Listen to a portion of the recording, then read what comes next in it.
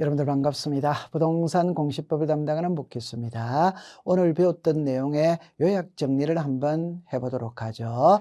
오늘은 있잖아요. 우리가 지적파트의 1장을 배웠어요. 1장에서 지번, 지목, 경계, 면적 이 4개를 배운 겁니다. 그럼 이거는 이제 정리를 해보면 여기에 지번이 나오죠. 그죠? 그래서 제가 이게 공통이라고 써놨죠. 지번, 소재와 지번은 모든 장부에 공통적으로 적용이 돼요. 그죠? 두 번째, 지번의 구성은 크게 4가지거든. 자, 이렇게 합니다. 지번은 지적 소관청이 지번 부여 지역별로 부여한다. 이게 하나. 두 번째, 지번은 북서에서 남동으로 부여한다. 세 번째는 임야대장, 임야도에 등록되는 토지의 지번은 숫자 앞에 산자를 붙인다. 지번은 본번과 부번으로 구성하고 본번과 부번 사이에 막대기 표시로 연결을 하며 의로 잃는다. 그걸 기억해 두면 되고, 토지 이동에 따라 지번 부여 방법이 있는데 이거는 있잖아요. 크게 4가지가 있어요. 그래서 신규 등록 전환은 원칙은 인접 토지의 본번의 부번입니다. 예외는 최종 본번 다음 순번부터 본번이에요. 예외가 적용이 되는 것은 3가지죠. 그죠? 하나는 최종 지번의 토지에 인접되어 있거나 멀리 떨어져 있거나 여러 필지입니다. 분할은 본번의 최종 부번 다음 순번부터 부번이에요. 건축물이 있는 곳을 우선으로 부여하죠. 그죠? 합병은 본번 중 선순입니다. 건축물이 있는 지번은 소유자가 신청을 하면 부여하죠. 그죠? 그 다음에 이제 지적 확정 청량인데, 이 지적 확정 청량은 원칙은 종전 지번 중 본번이에요. 그죠? 그럼 종전의 지번을 본번만으로 부여해 오다 보니까 지번이 부족하다면은 블록 단위로 하나의 본번을 부여한 후 필지별로 부분을 부여하거나 아니면은 최종 본번 다음 순번부터 본번으로 부여를 합니다. 지적 확정 청량은 도시개발 사업이거든.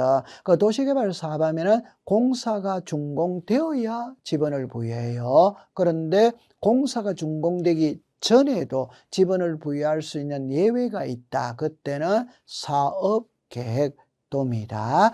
요 아래가 제일 중요합니다. 어떻게 하느냐? 지번 변경, 축척 변경, 행정구역의 개편으로 인해 지번을 새로이 부여할 때에는 지적 확정 청량 실시한 지역의 지번 부여 방법을 준용한다. 따라서 지적 확정 청량과 지번 변경과 축척 변경과 행정구역 개편은 지번 부여 방식이 동일하다. 이래 이해두면 돼요. 자, 그 다음에 이제 지번 변경인데, 요 지번 변경은 시도지사 또는 대도시시장의 승인을 받아야 한다. 다른 표현으로 말하면 시도지사의 승인을 받아야 되는 3개를 암기해야 돼요. 지번 변경, 축척 변경, 지적공부 반출. 그 다음에 결번이 발생하면 결번 대장을 작성하죠. 그죠? 그런데 신규 등록과 지목 변경 분할은 결번이 발생하지 않는다. 그래 이해해두면 돼요. 그 다음에 이제 지목인데, 요게 대장입니다. 대장. 지목은 토지대장, 임야대장, 도면에만 등록을 하죠. 다른 데는 등록하지 않아요. 지목 설정의 원칙은 일필일목의 원칙, 주지목 추정의 원칙, 일시적, 임시적인 용도 변경은 지목을 변경하지 않는다. 그래 기억해두면 되고, 지목의 종류 28개가 있거든. 그래서 우리가 외자 있죠. 전, 답, 대, 이거는 외자죠. 그죠?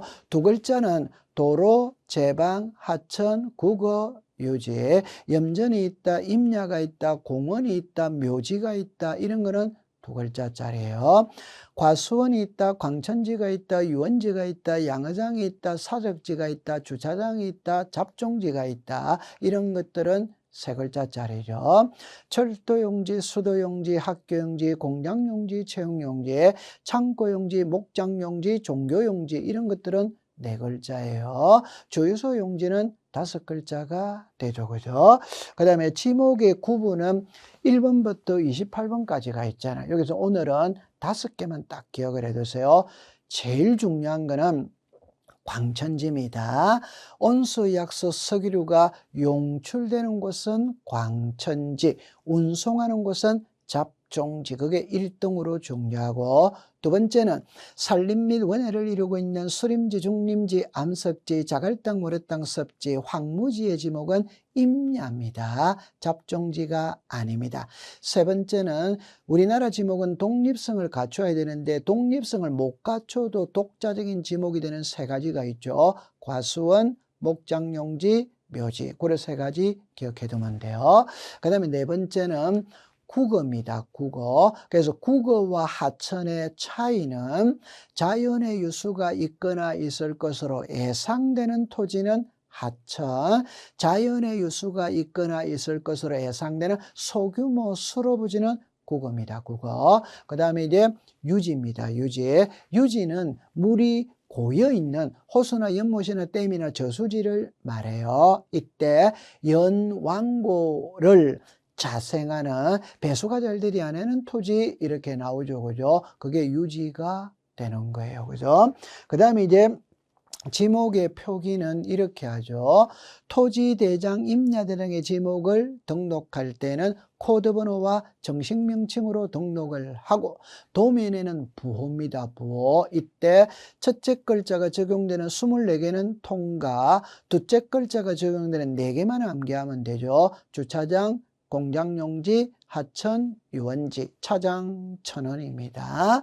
그 다음에 이제 경계죠. 그죠? 경계는 도면에만 등록을 합니다. 다른 데는 등록하지 않아. 그 다음에 이제 경계 결정의 기준은 이래죠. 연접되는 토지 사이에 높낮이가 없다면 중앙, 있다면 하단부, 절토는 상단부, 해면과 수면은 최대만주의, 최대만수의, 공유수면 밀입지, 제방은 바깥쪽 어깨 이라면 돼요.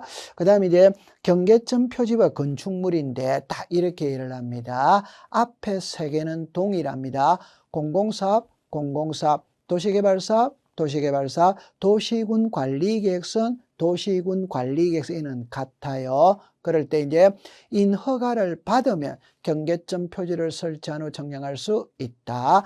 판결서를 가지고 가면 건축물에 걸리게 경계를 결정할 수 있다. 자, 하이라이트는 소유권 이전 매매를 하기 위하여 분할 정량을 할 때는 건축물에 걸리게 경계를 결정할 수 없다. 그걸 기억해 두면 돼요. 그 다음에 이제 지상경계점 등록부죠. 지상경계를 새로 정했다면 지상경계점 등록부를 작성 관리합니다. 이때 지상경계점 등록부에 등록되는 사항, 소재, 지번, 지목, 경계점의 위치 설명도, 경계점의 사진 파일, 경계점의 좌표, 경계점 표지의 종류 및 경계점의 위치 암기해 두셔야 해요. 그 다음에 이제 면적인데 면적은 토지대장, 임야대장에만 등록을 해요. 다른 데는 등록하지 않죠. 그죠? 면적 측정의 대상은 아닌 것을 외우면 됩니다. 소재, 지번, 지목, 합병은 면적을 측정하지 않는다. 경계보건 청량과 지적 현황 청량은 하지만 원칙적으로 면적은 측정하지 않는다. 그래 기억해 두면 되고 면적의 등록이죠. 자, 이때는 이제 이렇게 합니다. 좌측입니다. 500분의 1과 600분의 1과 경계점 좌표 등록부 비치지역입니다. 오른쪽은 1000분의 1에서부터 6000분의 1이에요. 그러면 자 이렇게 합니다. 경계점 좌표 등록부는 자 정리를 할게요. 경의의 청량이다. 좌표 면적 계산법이다. 이 0.1제곱미터 미만일 때는 0.1제곱미터로 한다. 제곱미터 이하 한 자리 단위까지 등록한다. 자, 1000분의 1에서부터 6000분의 1입니다. 평판 청량이다. 전자면적 측정기다. 1제곱미터 미만일 때는 1제곱미터로 한다. 제곱미터 단위까지 등록한다. 이렇게 이해를 해두면 돼요. 그래서 오늘은 있잖아요. 토지의 표시를 공부를 했습니다. 다음 주에는 지적 공부를 공부해 보도록 하죠. 고생했습니다.